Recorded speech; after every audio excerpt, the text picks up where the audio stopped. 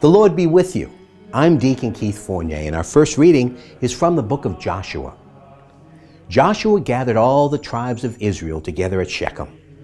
He then summoned all the elders of Israel, its leaders, judges, and officials, and they presented themselves in God's presence.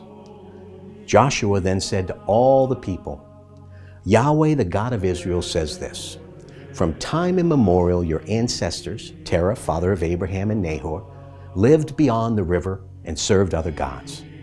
I then brought your ancestor Abraham from beyond the river and led him through the length and breadth of Canaan. I increased his descendants and I gave him Isaac. To Isaac I gave Jacob and Esau. To Esau I gave possession of the mountainous country of Seir. Jacob and his sons went down into Egypt. I then sent Moses and Aaron and plagued Egypt with the wonders that I worked there. Finally, I brought you out. I brought your ancestors out of Egypt, and you came to the sea. The Egyptians pursued your ancestors with chariots and horsemen to the Sea of Reeds.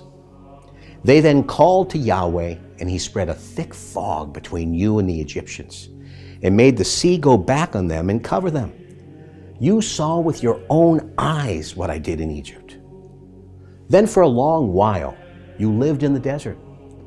I then brought you into the country of the Amorites, who used to live on the further side of the Jordan. They made war on you, and I put them at your mercy. After which you took possession of their country, since I destroyed them before you. Next, Balak, son of Zippor, king of Moab, rose to make war on Israel, and sent for Balaam, son of Beor, to come and curse you. But I would not listen to Balaam. Instead, he had to bless you, and I saved you from his power. You then crossed the Jordan and came to Jericho. But the inhabitants of Jericho made war on you: Amorites, Perizzites, Canaanites, Hittites, Girgashites, Hivites, and Jebusites.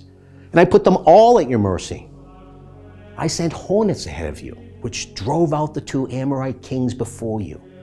This was not the work of your sword or your bow. And now I've given you a country for which you have not toiled, towns you've not built, although you live in them, vineyards and olive groves you've not planted, although you eat their fruit. And our response is from Psalm 136. Alleluia. Give thanks to Yahweh, for he is good, for his faithful love endures forever. Give thanks to the God of gods, for his faithful love endures forever.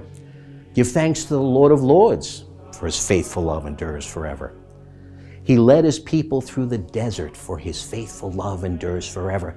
He struck down mighty kings, for his faithful love endures forever. Slaughtered famous kings, for his faithful love endures forever. He gave their land as a birthright, for his faithful love endures forever.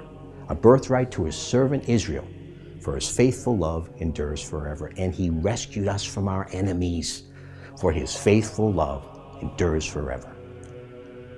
And a reading from the Holy Gospel according to St. Matthew.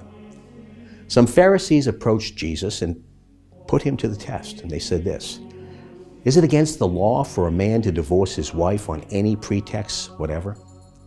He answered, Have you not read that the Creator from the beginning made them male and female, and that he said, This is why a man leaves his father and mother and becomes attached to his wife, and the two become one flesh. They are no longer two, therefore, but one flesh. So then what God has united, human beings must not divide. They said to him, Then why did Moses command that a writ of dismissal should be given in cases of divorce?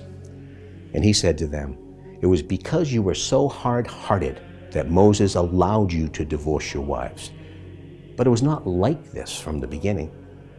Now I say this to you: anyone who divorces his wife, and I'm not speaking of an illicit marriage, and marries another, is guilty of adultery. The disciples said to him, If that is how things are between husband and wife, it is advisable not to marry. But he replied, It's not everyone who can accept what I've said, but only those to whom it is granted. There are eunuchs born so from their mother's womb. There are eunuchs made so by human agency. And there are eunuchs who have made themselves so for the sake of the kingdom of heaven. Let anyone accept this who can. the gospel of the Lord.